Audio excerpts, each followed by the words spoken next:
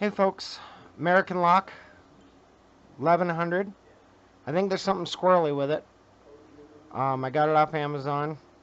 Um, it was a good deal. Came in a regular American box. Um, Works fine. Not, you know, not a horrible bidding, but it does work. It's pretty smooth. Let's give it a whirl. But I think something screwy with it. We're going to find out when we get it.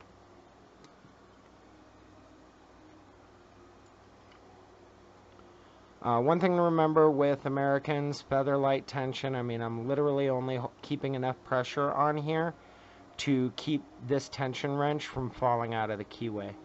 And I'm going to maintain that, you know, as I get feedback and stuff, and as the core starts to move and turn and, you know, do all sorts of other wonderful things.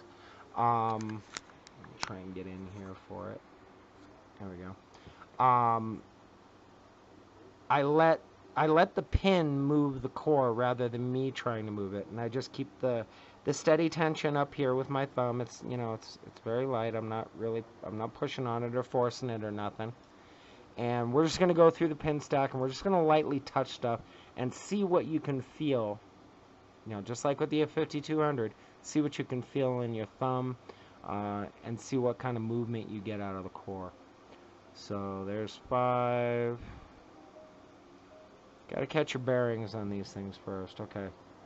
1, 2, 3, 4, 5. So let's give a little pop to 5. Nothing there. Okay, I'm getting a little... I can feel the pressure on 4. So I'm just gonna come up a little bit. I'm not in focus, am I? My thumb is in focus. That doesn't help you. I'll fix that in a second. There we go. So I got a little bit of a click out of 4. And it moved. The core moved ever so slightly. So now I'm going to come back in here. I'm going to check where I just was. There's 5. Nothing on 5. I can't feel it in my thumb. 4 I'm not feeling anymore, so I'm thinking that one's set. Let's come up to 3.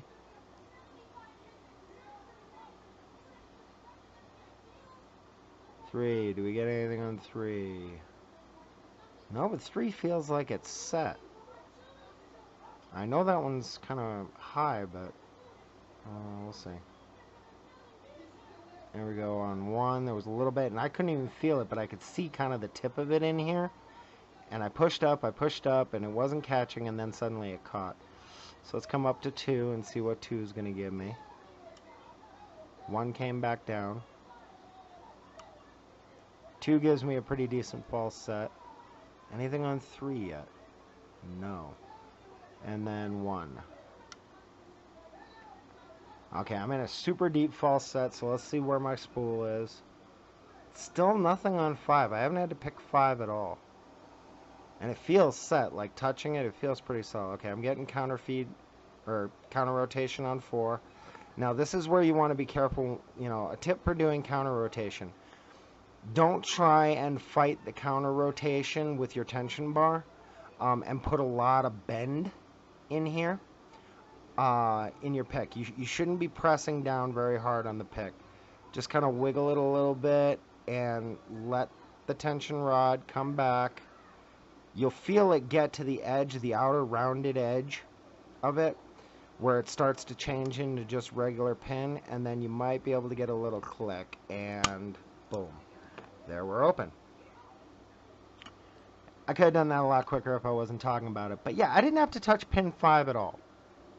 So that makes me think something screwy is going on with this lock. But we're going to check it, and we're going to make sure it's a valid lock. Because I want the credit for it, of course, you know. Well, nothing weird's going on. Alright. So I'm going to back this camera off a little bit so that I don't accidentally, on my 4th take the lock out of the frame here while I get ready to disassemble. And we're going to take a look at number 5, because number 5's alive, no disassemble. Wonder how many of you will actually catch that reference.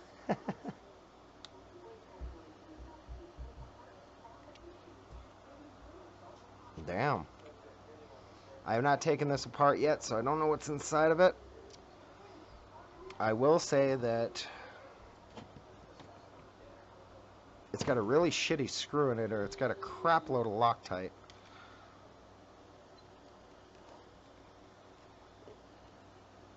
Did that get it? I don't think so. I need a bigger screwdriver. I will be right back. I will let this keep running so I don't lose it.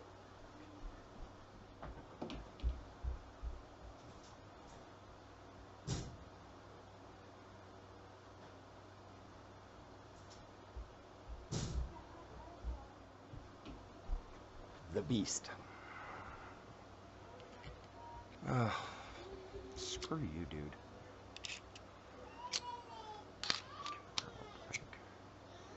I already had that up. Okay. There we go. And we shall set the core pieces over here. Here's our core with our bypass shield. We decided to follow it out.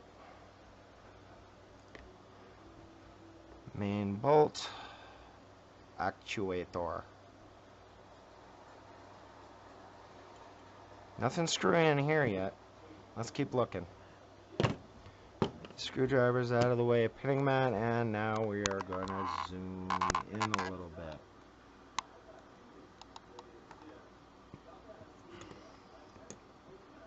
Incidentally, I used a rounded tip Peterson H1. It's one of my more chewed up picks, but I like it, and I can't afford the $8 to buy another one right now. First things first.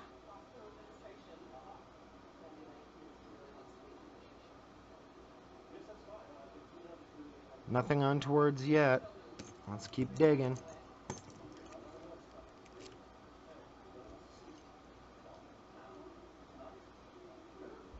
All 5 pins are in there. Let's actually put it in focus here for you.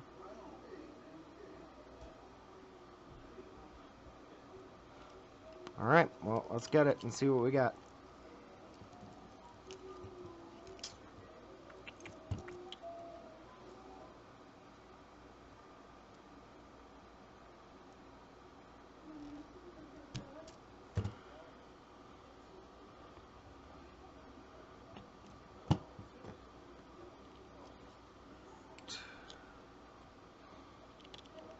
And where's my key pins? Because I don't want to screw this up yet.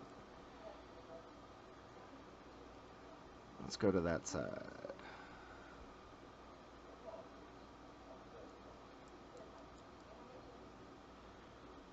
Alright, there's the core. I still don't know. I mean, it would cost nothing to make this a 6-pin lock. I don't know why they don't do it, but whatever. Let's pull the keys out and let's see what we got going on for pins here. Yeah, see? Look at this. Now, if this is a factory lock, then this is one of those biddings where, and I talked about this in my pin making video. You see how that 5th pin is pretty much already flush? Yeah. And then look at pin 1. There's very little there on pin 1. We get a lot of excess light coming in here. Maybe that'll help. Less shine. Let's get it up here. Yeah, see? I mean, technically it's a valid lock. It's just, why? Why do that? Where's your quality control? Master, come on. Your master locks are supposed to be the crap locks, not your American locks. This might as well have been a 4-pin. Hell, it almost could have been a 3-pin.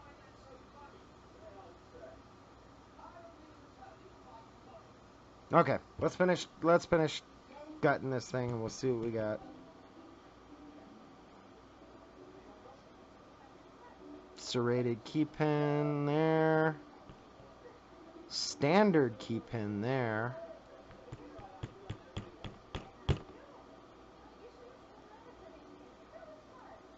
key pin that doesn't want to come out there. Let's see if I can use a key to get it into a raised position. Boink. Serrated there. I don't know, is that normal for Americans to, that's pin 5, super long serrated.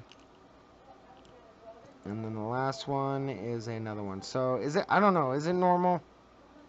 I've never seen a American with a standard pin in it, but pin 2 in this case was a standard. Not sure why this one's red. I've never seen that. Not sure why that one's blue. But then again, I've never bought an 1100 before. Otherwise, nothing special about the core. Let's keep going.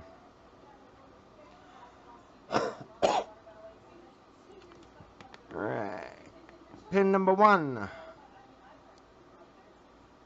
Which, again, just like my 5200 video, there's no point in a spool being there because the recess is not deep enough for a spool to actually function as a spool. Pin 2, also a spool. Pin 3 is a serrated. That's funny, I thought that one was a spool. Pin 4 is a spool. Fix focus. Can I fix the focus?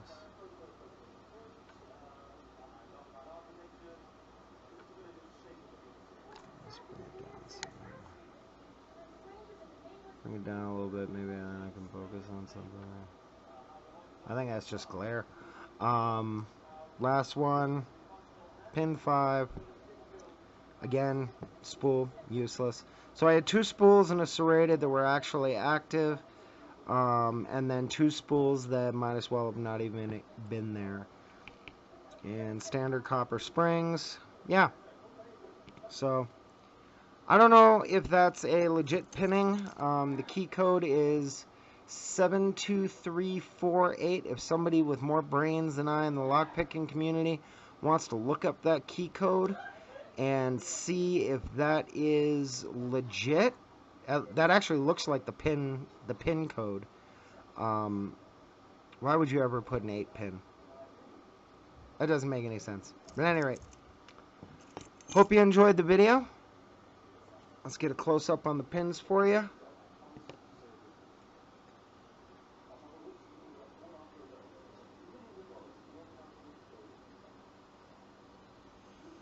Not bad looking. So yeah, I mean, if I'm reading the code by sight, that looks like a 7, a 2, a 3, a 4, and an 8. So cool. They just print the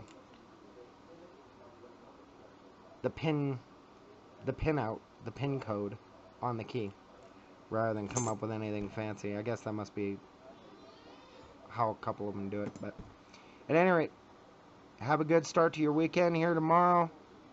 Enjoy.